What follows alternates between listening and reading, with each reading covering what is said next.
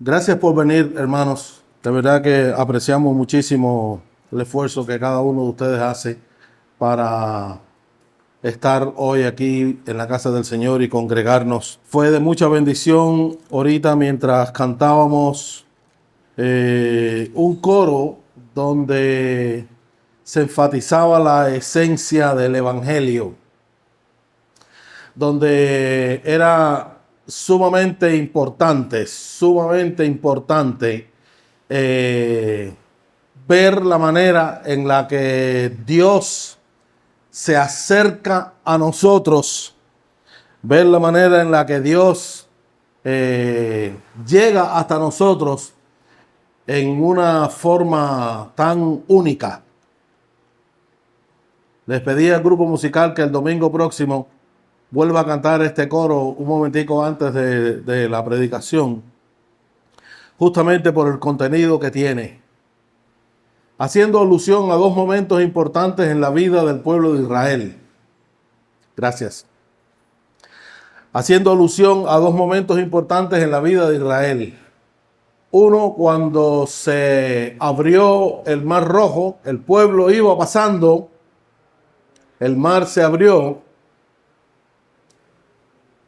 y la compañía de Dios estaba con aquel pueblo. Cuando el ejército entró a pasar también por el mar, ¿qué pasó? El mar se cerró y todos desaparecieron. Pero también hace referencia a un momento en el que jóvenes decidieron que no iban a adorar al rey humano. Y le dijeron, pues vamos al horno de fuego ardiendo. Y allí pusieron a aquellos muchachos, lo calentaron 7 veces más. Y cuando se asomaron a ver, ¿qué pasaba? ¿Qué pasaba? ¿Se recuerdan? Había una persona más. Una persona más estaba presente en aquel horno de fuego ardiendo. Bueno, eso nos está diciendo la presencia de Dios con nosotros es siempre. Dios está con nosotros siempre. En el Nuevo Testamento también es explícito cuando dice, estaré con vosotros todos los días. ¿Hasta cuándo? Hasta el fin del mundo. Hoy vamos a abordar un tema introductorio porque realmente el tema comienza la semana próxima. Pero quisiera abordar un tema con ustedes que es recurrente en la carta de Pablo a los Gálatas. Justamente comenzamos después de haber terminado Filipenses. Justamente comenzamos ahora a estudiar la carta de Pablo a los Gálatas. Es una carta muy importante. Realmente me gustaría que ustedes vinieran cada domingo con el ánimo de descubrir qué es lo que dice la Biblia en Gálatas sobre todo. Pero les voy a sugerir que vengan con un corazón tierno. Justamente para darnos cuenta el impacto que esa palabra tiene o va a tener en nosotros, porque es palabra de Dios. Pero hoy vamos a leer solamente unos versículos que nos van a ayudar para introducir este tema. Gálatas capítulo 1, versículo del 6 al 10. Cuando hablamos del Evangelio, es un tema que se ha comprendido o se ha explicado de muchas maneras en la iglesia. Y hay, si tú le dices a una persona o a varias personas, explícame qué es el Evangelio, cada uno va a tener una explicación diferente del Evangelio. Y no es porque sean contradictorias dichas explicaciones, sino porque es un término muy abarcativo. Y lo que generalmente sucede es que la gente no va al origen, al inicio del término evangelio. lo que significa realmente evangelio. Bueno, Pablo en Gálatas se dedica a explicar qué es el evangelio. Y lo hace en una manera excepcional. Entonces, déjenme leer unos versículos y hoy vamos a estar andando alrededor de estos textos. Gálatas capítulo 1, versículo del 1 al 10. Estoy maravillado de que tan pronto os hayáis alejado del que os llamó por la gracia de Cristo para seguir un evangelio diferente. No que haya otro, sino que hay algunos que os perturban y quieren pervertir el evangelio de Cristo. Mas si aún nosotros o un ángel del cielo os anunciare otro evangelio diferente al que os hemos anunciado, sea anatema. Como antes hemos dicho, también ahora lo repito, si alguno os predica diferente evangelio del que habéis recibido, sea anatema. Pues, ¿busco ahora el favor de los hombres o el de Dios? ¿O trato de agradar a los hombres? Pues si todavía agradara a los hombres, no sería siervo de Cristo. Vamos a orar. Padre, queremos que tu palabra en esta mañana penetre profundo en nuestro corazón. No vamos a tener un cambio en nuestra conducta si antes no tenemos un cambio en el corazón. Ayúdanos a entender la profundidad de tu palabra para nosotros poder contar con tu fuerza, para nosotros poder ejercitar la gracia que tú nos has dado y lograr cambios en nuestra conducta. Oramos en el nombre de Cristo. Amén. Dice Martín Lutero, no hay un espacio intermedio entre la justicia cristiana y la justicia por obras. No hay un estado intermedio entre la justicia cristiana y la justicia por obras. O tenemos un vacío completo o estamos llenos. O hacemos de Cristo nuestro Salvador o confiamos en nosotros mismos. Es la propia doctrina de la justificación, dice Lutero, la que define que la salvación es únicamente por la fe en Cristo y únicamente por su gracia. Pablo afirma, o se tiene el 100% o no se tiene nada del evangelio. Si la verdad de estar justificado solo por Cristo se pierde toda la verdad cristiana. Bueno, estas son palabras muy fuertes, realmente. Lutero declara que el evangelio es una enseñanza absolutamente única en todo el mundo. Ninguna otra filosofía o ninguna otra religión de ninguna clase enseña que la salvación es por gracia. Ningún corazón humano ha pensado siquiera en elaborarlo. Somos incapaces de salvarnos a nosotros mismos.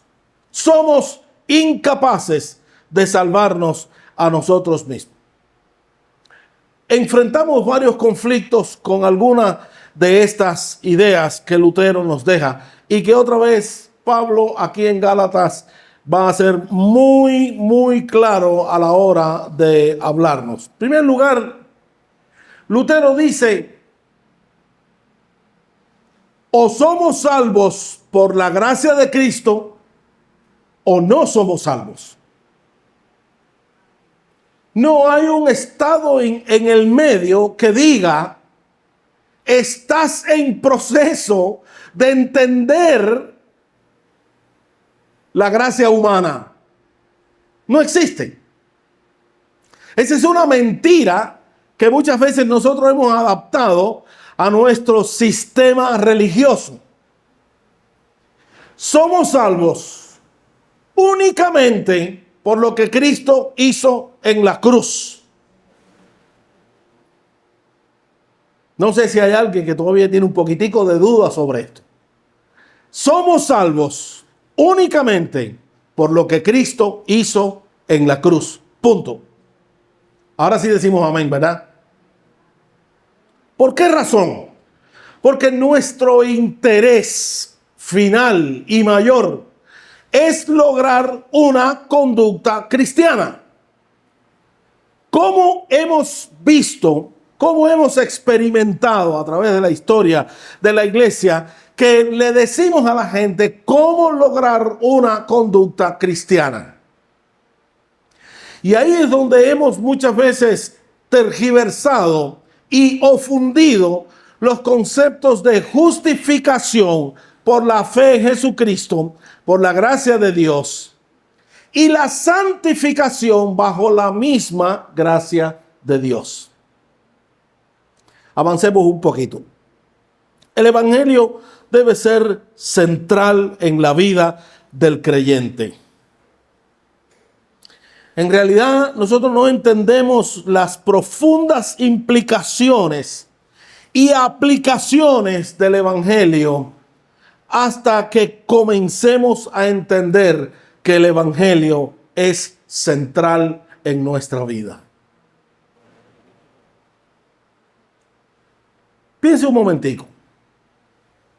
Muchas veces nosotros tratamos de vivir creemos que somos salvos por la fe, por la gracia de Jesucristo, pero a la hora de mostrar nuestra vida, ¿dónde está nuestro énfasis?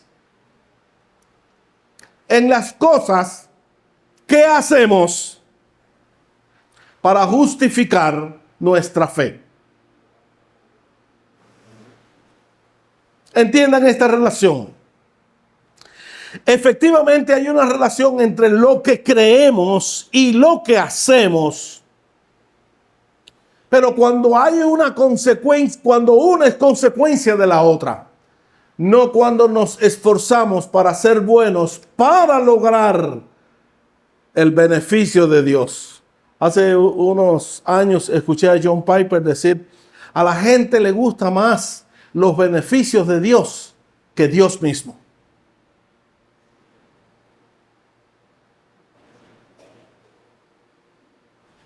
Y por eso nos esforzamos para que nuestra vida tenga esos beneficios de Dios, sin importarme Dios.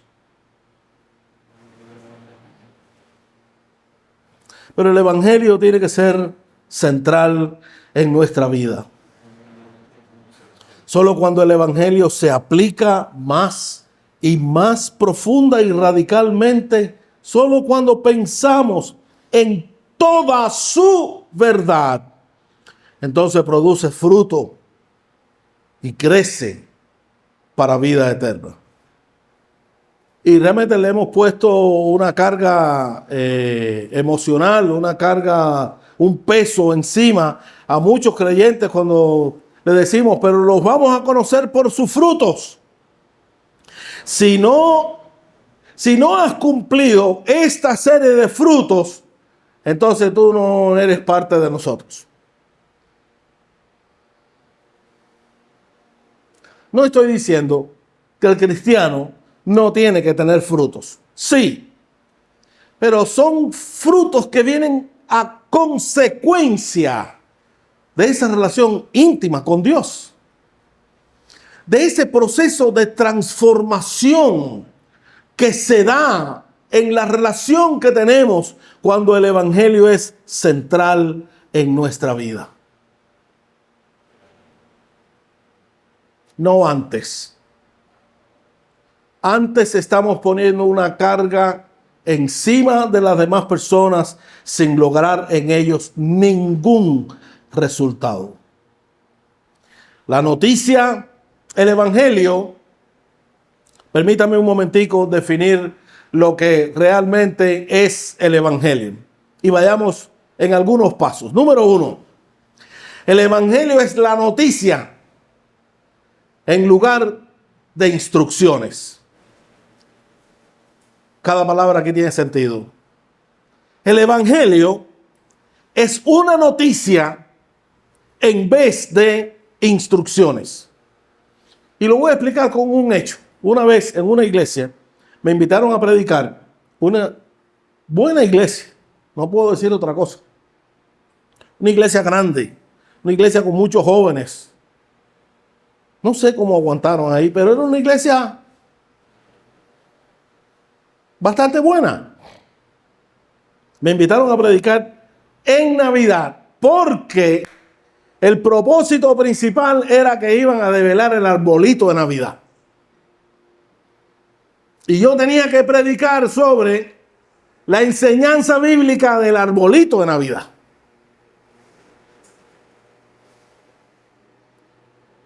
No encontré ningún pasaje que hablara en la Biblia sobre el arbolito de Navidad. Pero lo interesante fue que cuando entro a esa iglesia, en el mural, bueno, yo no sé si aquí tuvimos, en algún momento hubo esa experiencia, pero posiblemente, Juan, tú te acuerdas, en las iglesias más tradicionales, lo primero que tú te encontrabas cuando entrabas a la puerta era un mural grande. Un paraván, exactamente, un paraván. Y en ese paraván se ponían anuncios, se ponían frases, se ponían cositas bonitas y todo eso. Y en el centro de aquel paraván, antes de tú, no sabías lo que había detrás del paraván. Había un anuncio que habían puesto que decía: entre aquí con camisa de manga larga, bien peinado y bañado, que sus zapatos sean lustrados. No entra en short. Dios mío. Bueno, no recuerdo si Marlene y yo fuimos juntos a esa vez, pero qué mal me hizo sentir. Porque si ahí llegaba un inconverso de la calle que quería entrar a la iglesia y se encontraba con eso que le estaba diciendo: bienvenido.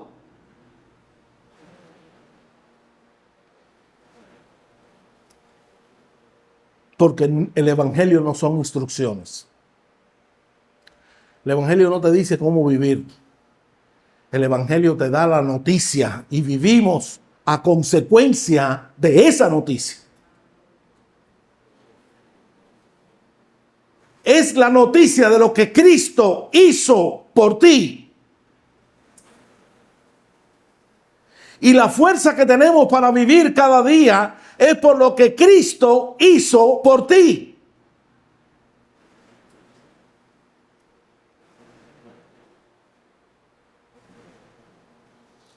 El Evangelio son noticias en lugar de instrucciones.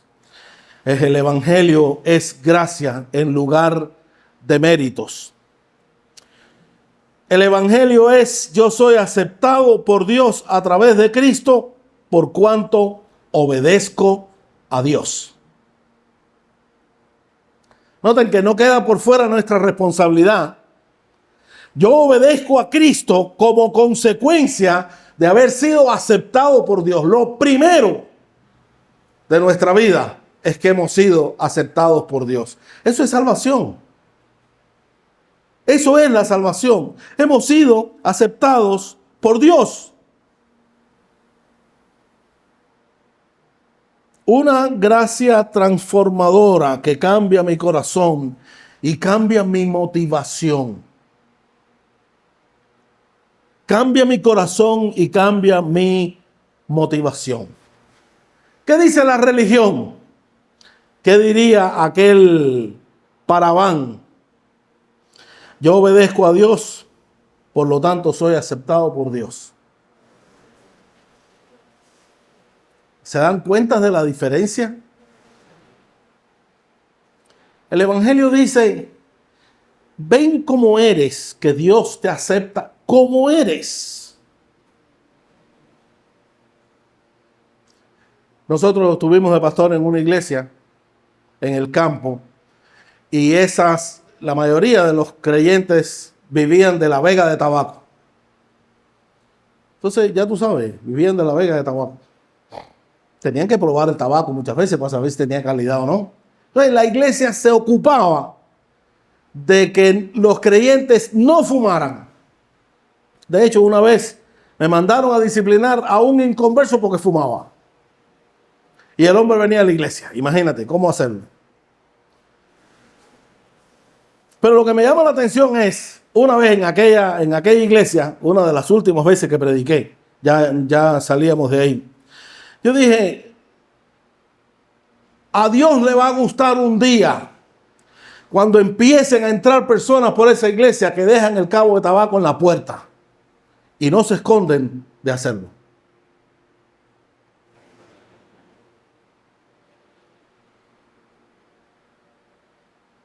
Porque la religión dice, porque yo obedezco a Dios, entonces es que Dios me acepta. Eso es falso. Y es que todo nuestro énfasis, muchas veces, todo nuestro énfasis está en lograr responder a esa obediencia a Dios para ser aceptado por Él. La consecuencia, trato de ser mi propio Señor y Salvador y trato de tener las buenas obras para agradar a Dios. ¿Recuerdan el diálogo entre Jesús y el joven rico? Ese es un diálogo muy interesante porque se encontró Jesús con el joven rico y el joven rico le dijo, quiero seguirte. Ya sabes lo que dice la ley. ¿Qué dice la ley? Amarás a Dios, amarás, guardarás los mandamientos, etcétera, etcétera. Ya eso yo lo he hecho toda mi vida, le dijo el joven rico al Señor. Entonces el Señor le dijo, hay una sola cosa que te falta, es sencillo, vende lo que tienes y dáselo a los pobres. Porque el mandamiento es, ama a Dios y ama también al prójimo. Entonces vende lo que tienes y dalo a los pobres. Porque con tus buenas obras, por tus buenas obras, no eres aceptado. Eres aceptado por lo que Cristo hizo por ti en la cruz. Y nuestra vida empieza a cambiar a partir de ahí. Bueno, en primer lugar, el Evangelio es noticia, no instrucciones. En segundo lugar, el Evangelio es gracia y no es mérito. Y en tercer lugar, el Evangelio es cambiar al débil en fuerte.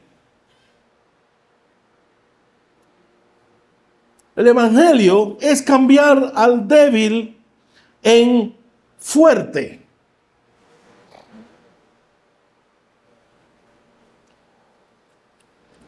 Cristo ganó nuestra salvación a través de perder su vida. Alcanzó poder a través de la debilidad. Obtuvo la riqueza a través de entregarlo todo. Yo recibo la salvación al admitir que soy débil y estoy perdido.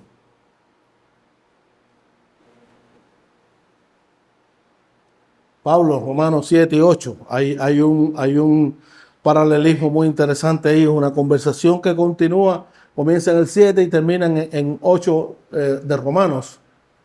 Y Pablo dice, es que el bien que quiero, caramba, el bien que quiero, no lo hago.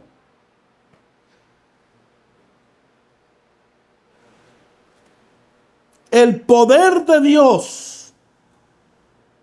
se perfecciona en mi debilidad.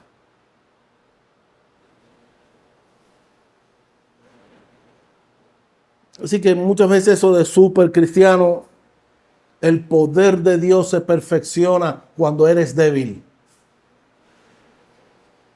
El poder de Dios se hace fuerte cuando tú eres débil. Y aquí están justamente los tres enfoques del Evangelio.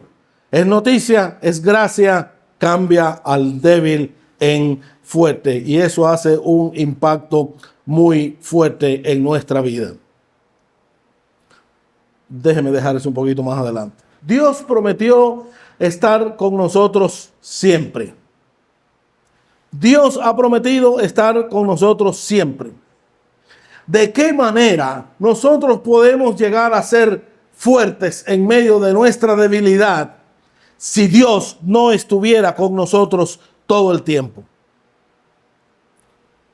La otra cosa importante que debemos saber: Dios no nos acepta como creyentes de una congregación. Dios no nos acepta como personas que están en un gran proceso que finalmente voy a rescatar.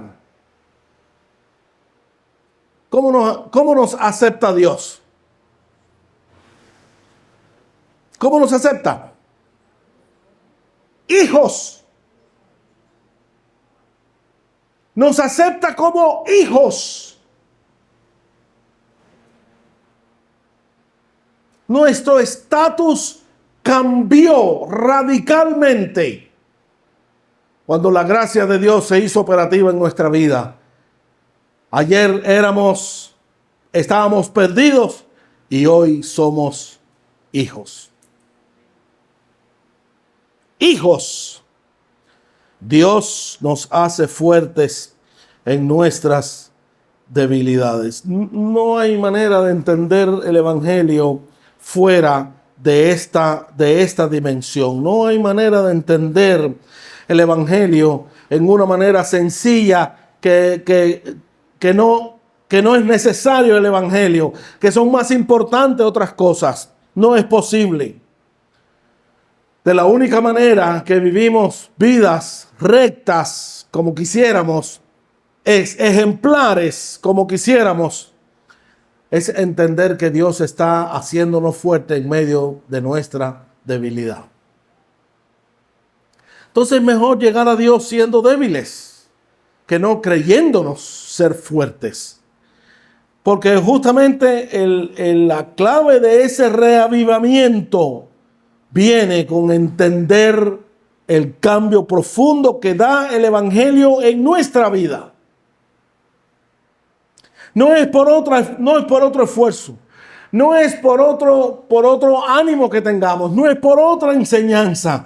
Es esa renovación espiritual que viene a través del redescubrir el evangelio en nosotros, que realmente nosotros tenemos una experiencia de crecimiento. El evangelio cambia nuestra perspectiva sobre ver la vida. El evangelio cambia nuestra perspectiva de ver a Dios. El evangelio cambia nuestra perspectiva de ver a las otras personas. Todos nuestros problemas vienen cuando fallamos en la aplicación del evangelio. Dudamos de cómo llevamos nuestra relación. Y en base a esas dudas, nosotros tratamos de poner nuestra justicia propia para justificar las dudas que nosotros podemos tener en nuestra vida.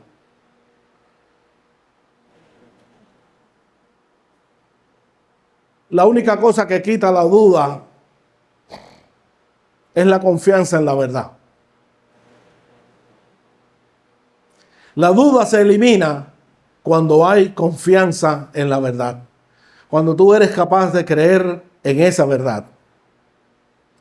Y nos damos cuenta que la propia justicia lo que hace es engordar esa duda. Porque por mucho que nos esforcemos y que nos esforzamos, nuestras dudas permanecen. Pero también nuestra vida no gana ningún sentido. Dudamos del sacrificio de Cristo en la cruz para lograr nuestra libertad. Esa es nuestra respuesta cuando nuestra propia justicia se hace operativa en nuestra vida. Viene la duda. No necesitamos, no. Cuando Cristo murió en la cruz, necesitó nuestro esfuerzo para salvarnos. ¿Qué crees de eso? De ninguna manera. De ninguna manera. Nuestro esfuerzo es parte de nuestro vacío. Es parte de nuestra impureza. Es parte de no comprender la dimensión grande, profunda que tiene el amor de Dios. Y procuramos constantemente esforzarnos para lograr nuestra bondad, para justificarnos delante de Dios y delante de los demás. Pablo dice, yo tengo un currículo muy grande. Y lo vimos en Filipenses. Tengo un currículo muy grande, pero tomé una decisión en la vida. Lo que era ganancia, ¿qué llegó a ser para él? Dice pérdida, pero utiliza otra palabra un poquito más fuerte. Estiércol. ¿Cómo es posible que nuestra propia justicia, nuestro esfuerzo por ser bueno o por parecer ser buenos, se convierta en estiércol delante de Dios? Por eso Dios transforma el débil en fuerte. Esto ya lo hemos visto muchas veces. Eres más pecador e imperfecto de lo que jamás te imaginaste. Sin embargo, y al mismo tiempo, puedes ser más aceptado y amado de lo que jamás esperaste. Porque Jesucristo vivió y murió en tu lugar.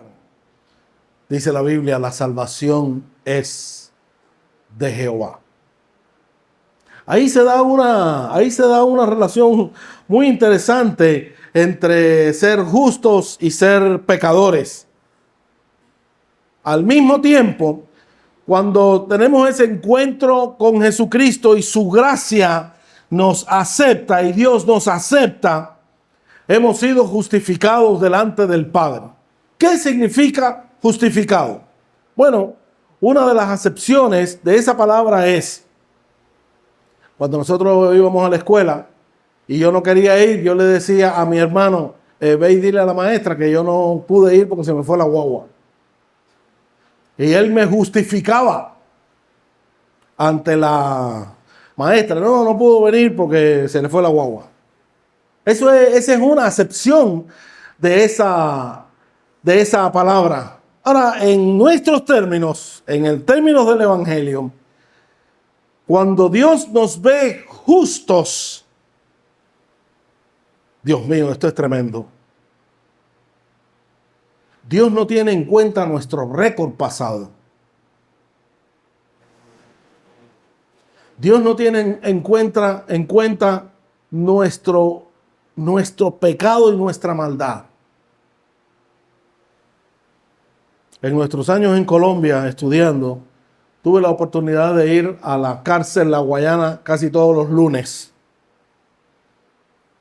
Y todos los lunes por la tarde llegaba a una celda cerrada, obviamente, y había una persona ahí. Yo comenzaba a hablarle, tú sabes, evangelizándolo. Le decía una cantidad de cosas.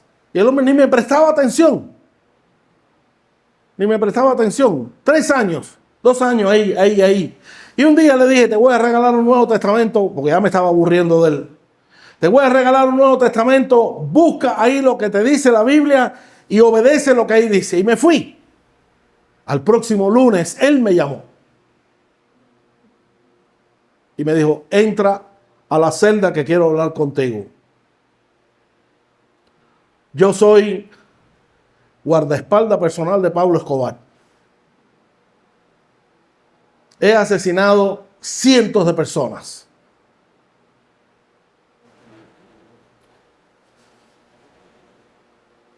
Gracias que has venido estos lunes y me has dicho una barbaridad de cosas, pero hay algo que sí me cambió de este librito. y es el concepto de vida eterna. Y tendrás vida eterna. Lo leyó en Juan. Tendrás vida eterna. ¿Cómo tengo vida eterna? Y yo dije dentro de mí, pero si eso es lo que te estaba tratando de decir desde el primer día hasta hoy. La vida eterna se encuentra en Cristo. Y Dios me va a castigar por lo que yo he hecho. Tú estás pagando por lo que tú has hecho. Cristo perdonó tus pecados. Si la justicia humana no lo hace, está bien. Pero Cristo perdonó tus pecados. Un asesino, de un momento a otro, se encuentra justificado por el Padre, aceptado por el Padre, amado por el Padre. Para Lutero esta es una relación muy estrecha. Somos igualmente pecadores, somos igualmente justos.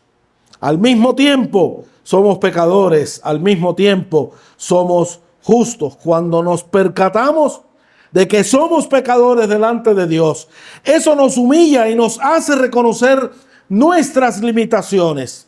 Cuando nos percatamos de que somos santos ante sus ojos, eso nos exalta y nos da confianza en Él. Somos 100% pecadores y somos 100% perdonados.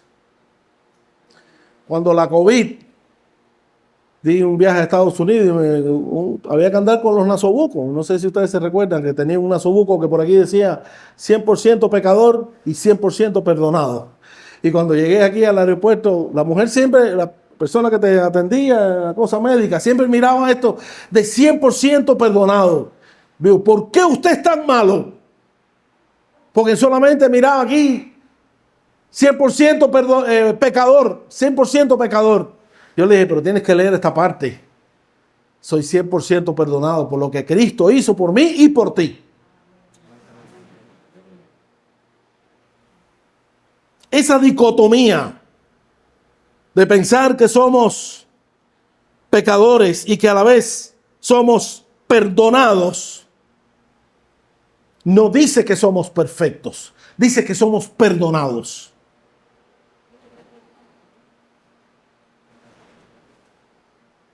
Y el perdón viene como consecuencia de la gracia de Dios operando en nuestra vida. Nuestra tendencia es de aceptar a Cristo de una forma y vivir la vida cristiana de otra forma, a nuestro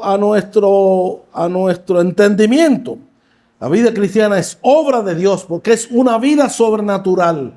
Repito, la vida cristiana es una vida sobrenatural. Se vive bajo el poder de la gracia de Dios, no bajo nuestra propia fuerza. La vida cristiana es vivir por fe.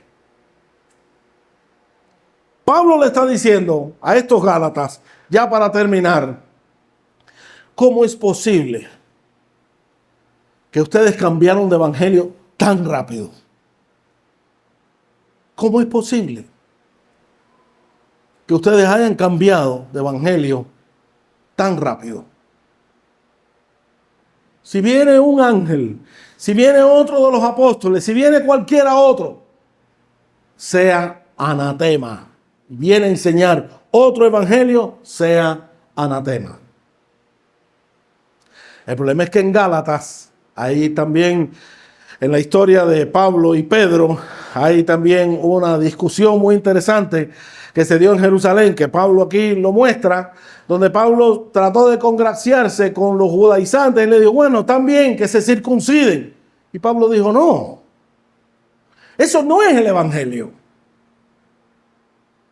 El evangelio es creer en Cristo y todo lo demás viene como consecuencia de creer en Cristo, porque soy aceptado y amado como jamás esperé. Y quiero terminar con una buena noticia. Quiero animarles con una buena noticia. Tal es el caso de lo que Cristo hizo por nosotros, de lo que Dios nos regaló,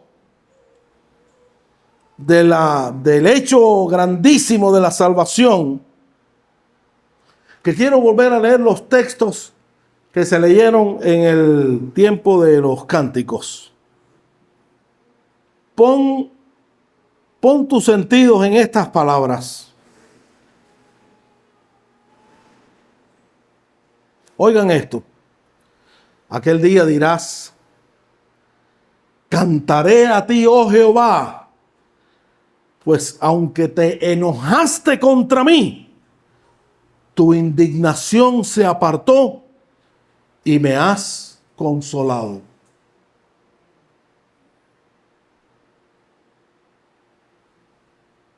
Lo repito otra vez. Cantaré a ti, Jehová, porque aunque te enojaste contra mí, tu indignación se apartó y me has consolado. Piensa si eso no ha pasado en tu vida. Hemos sido tan pecadores que Dios pudo habernos consumido en un instante. Y dice la Biblia que no lo ha hecho por su misericordia. No porque nosotros somos buenos ni nos hemos ganado nada. Te enojaste contra mí, tu indignación se apartó y me has consolado. Oiga lo que dice el versículo 2. He aquí, Dios es salvación mía. Me aseguraré y no temeré, porque mi fortaleza y mi canción es Jehová, quien ha sido salvación para mí. Dime si eso no te anima para seguir en el esfuerzo de creer lo que Dios ha hecho por ti es suficiente.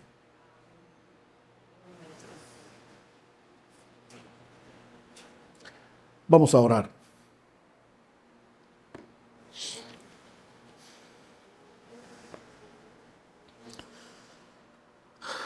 Padre, te agradezco infinitamente que nos has dado tu poder para entender tu evangelio.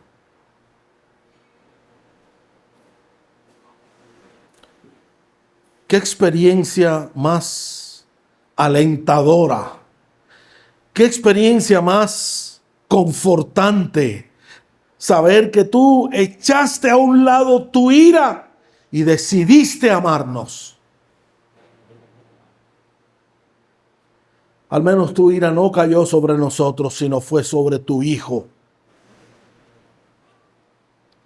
Por eso dice Isaías: cantaré porque tú eres el Dios de mi salvación. Padre, que esta buena noticia nos domine durante esta semana. Tú dejaste tu maldad, tu ira sobre tu Hijo, absolutamente justo y sin pecado, para rescatarnos a nosotros y darnos vida eterna. Te ruego que bendigas estos hermanos, esta iglesia. Bendíceles en una forma especial. Déjanos vivir la plenitud de tu gozo. Déjanos vivir la plenitud de la experiencia basado en la gracia que es en Cristo Jesús. Oramos en el nombre de Cristo. Amén.